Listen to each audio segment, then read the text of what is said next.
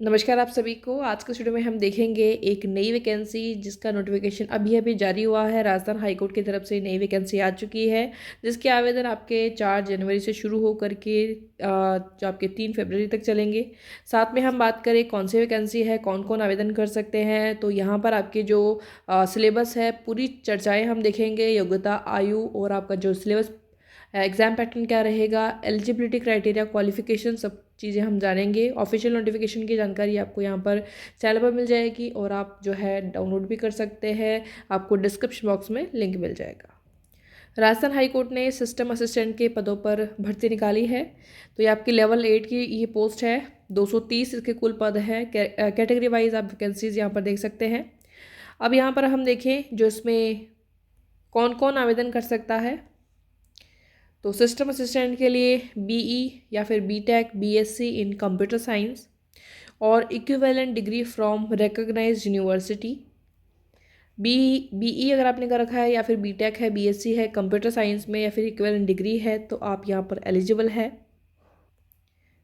इसके अलावा एक और आपके पास ऑप्शन है कि आपने ग्रेजुएशन तो कर ली है किसी भी सब्जेक्ट से, बीए से या फिर बीएससी, लेकिन साथ में अगर आपके पास में कंप्यूटर साइंस तो नहीं रही थी, लेकिन आपके पास पीजीडीसीए का डिप्लोमा है। PGDCA post graduate diploma in computer application है, यहाँ पर आप देखिए। और के बाद में ऑप्शन है कि graduate in any subject from recognised university. साथ में आपके पास पोस्ट ग्रेजुएट डिप्लोमा है तो भी आप यहाँ पर एलिजिबल हैं, जो कि यहाँ पर आपको दिया हुआ है। इसके अलावा भी आपके पास ऑप्शन है post polytechnic diploma in computer application. इसके अलावा ऑप्शन है 3 साल का आपके पास डिप्लोमा हो कंप्यूटर साइंस का। इसके अलावा यह कंप्यूटर साइंस एंड इंजीनियरिंग। एक और ऑप्शन है कंप्यूटर एप्लीकेशंस या फिर इंफॉर्मेशन टेक्नोलॉजी और equivalent from polytechnic institution recognised by government.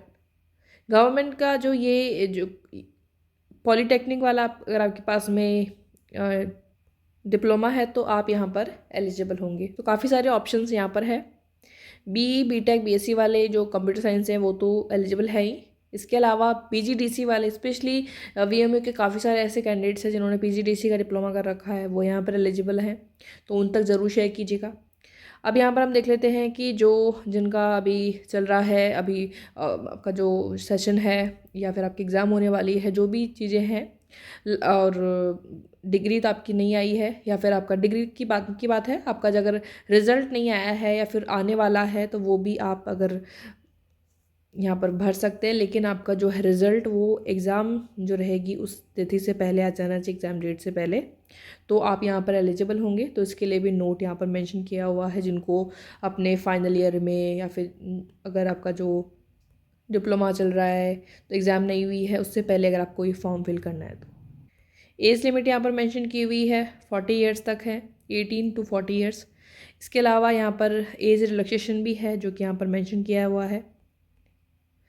यहाँ पर एग्जामिनेशन फ़ी की हम बात करें, जनरल जो आपकी क्रीमी लेयर ओबीसी है, इसके अलावा जो अति पिछड़ा वर्ग है क्रीमी लेयर श्रेणी का, उसके लिए 750 रुपीज़ है।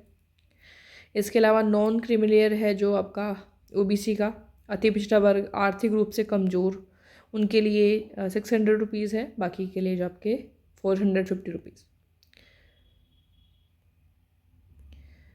परीक्षा की स्कीम, सिलेबस जो है यहीं पर मेंशन किया हुआ है इसी नोटिफिकेशन में, यहाँ पर आप देख सकते हैं। तो सेक्शन ए के लिए यहाँ पर दिया हुआ है रिटन टेस्ट होगा 100 मार्क्स का। नेम ऑफ पेपर यहाँ पर मेंशन किया हुआ है कंप्यूटर नॉलेज का, मैक्सिमम मार्क्स आपके 80 है। पार्ट बी आपका जनरल नॉलेज एंड इंग्लिश है 20 मार्क्स। मिनिमम पासिंग मार्क्स भी आपके लिए है। SC ST जो फिजिकली हैंडीकैप्ड कैंडिडेट्स हैं उनके लिए 40 मार्क्स है। इसके अलावा अदर कैंडिडेट्स के लिए 45। ड्यूरेशन आपकी 2 आवर्स की रहेगी। लिखित परीक्षा के आयोजन की विधि जो रहेगी, पार्ट ए, पार्ट बी जो आपका 80 और 20 का रहेगा, टोटल आपका 100 का हो गया। साथ में हम यहाँ पर बात करें जो एक क्योंकि 100 ही क्वेश्चन आपको मिलेंगे, 100 ही यहाँ पर मार्क्स होंगे इसके। ऑफलाइन आपका पेपर होगा, OMR शीट पे होगा जो कि यहाँ पर मेंशन किया हुआ है। और नो नेगेटिव मार्किंग, कोई नेगेटिव मार्किंग यहाँ पर नहीं है। और ये आपका जो रहेगा marks obtain in the written test shall be counted for the final process of selection. अब है आपका syllabus for return test shall be as under part A का यहाँ पर सिलेबस दिया हुआ है, नीचे आपका पार्ट बी का सिलेबस यहाँ पर दिया हुआ है। आपका इसके अलावा और कोई टेस्ट नहीं होगा, एक ही टेस्ट है और डायरेक्ट फिर आपको ज्वाइनिंग मिलेगी। अब यहाँ पर हम देख लेते हैं कि इनका जो सिलेबस दिया हुआ है कंप्यूटर नॉलेज का, यहाँ पर सिलेबस आपको point two point topic wise दिया हुआ है। ये आपका पार्ट बी का सिलेबस है, जनरल नॉलेज का, इंग्लिश का यहाँ पर सिलेबस है। और सेक्शन ए की हमने बात कर ली है, अब आ जाते हैं सेक्शन बी पे। सेक्शन बी जो आपका है वो आपका यहाँ पर पेपर जो रहेंगे, पेपर 1 आपका स्पीड टेस्ट का है, पेपर 2 आपका एफिशिएंसी टेस्ट का है, जैसे कि आपका रहता है। इसके अलावा सेक्शन सी जो है आपका, जो जैसे कि आपको फाइनल सिलेक्शन जो रहेगा, तो यहाँ पर हम देखें कि जो तीनों सेक्शन में इसको डिवाइड कर दिया है, section A, section B, section C. और पर्सनल इंटरव्यू आपका जो आप सेक्शन सी में आप मान सकते हैं, और ओवरऑल आपका ये एक ही चीज़ मान रहे हैं यहाँ पर। और फिर आपका जो फाइनल सिलेक्शन की यहाँ पर बात हो रही है, और ये आपका जो रहेगा ए और बी, जैसे कि आप यहाँ पर दे चुके हो। उसके बाद में on the basis of marks secured in written test and type writing test, type writing आपका सेकंड वाला है section B. On computer among us those candidates who secure 40% marks in case of scheduled caste, scheduled tribes and person with benchmark disabilities, and 45% marks in case of other categories in written test and typewriting test on computer respectively, and 45% in aggregate। ये आपका जो इन्होंने mention कर रखा है, ये category wise percentage इन्होंने decide कर दी है। 40% जो आपका SC ST के लिए, और आपके जो पर्सन विथ बेंचमार्क डिसेबिलिटीज़ है जिनके 40% है। और बाकी कैटेगरीज में से जो है वो एग्रीगेट निकालेंगे यहाँ पर, तो 45% तो बनना ही चाहिए।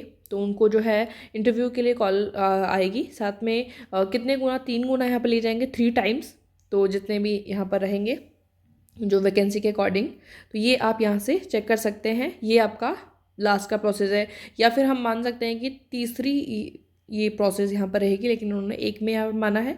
लास्ट में इन्होंने ये लिख दिया है कि final result shall be prepared on the basis of total marks record in written test, type writing test and computer test on computer interview. तो तीनों का फिर जो आपका लास्ट में जो फाइनल रिजल्ट बनेगा वो इन तीनों के बेसिस पर बनेगा, अलग अलग यहाँ पर नहीं रहेगा। तो ये आपका फाइनल यहाँ पर रहेगा। इसके अलावा 17 नंबर का पॉइंट हम यहाँ पर देखें, परीक्षा का स्थान माह जो है वो यहाँ पर हम बात करें, राजस्थान उच्च न्यायालय द्वारा परीक्षा जोधपुर जयपुर में आयोजित किए जाने की संभावना है, परंतु ज़्यादा अगर आवेदन होंगे तो इसलिए आपके संभाग लेवल पर या फिर अन्य जिलों में भी की जा सकती है। मेनली यहाँ पर जोधपुर जयपुर का लिखा गया है, वो आगे की बात है। साथ में अभी जो परीक्षा का स्थान है, माह है, दिनांक में परिवर्तन करने का जो है आगे अभी तक जो सूचनाएँ हैं वो आगे आपको मिलेगी, अभी तक नहीं आई है। प्रवेश पत्र भी आपको जो है एग्ज़ाम से पहले ही आपके जैसे कि अपलोड होते हैं। और बाकी डिटेल्स आप इसको अच्छे से रीड आउट कीजिएगा, पूरे नोटिफिकेशन को। ऑफिशियल वेबसाइट को ज़रूर ध्यान रखें, ये जो है राजस्थान हाई कोर्ट की जो ऑफिशियल वेबसाइट है, यहीं पर आपको रिक्रूटमेंट सेक्शन में जो है सारी जानकारियाँ मिल जाएगी। आगे इस तरह की जो इन्फॉर्मेशन आपको जानने के लिए टेलीग्राम से ज़रूर जुड़े रहिएगा, लिंक आपको मिल जाएगा डिस्क्रिप्शन बॉक्स में, सर्च कर सकते हैं NExam IUB। Thank you.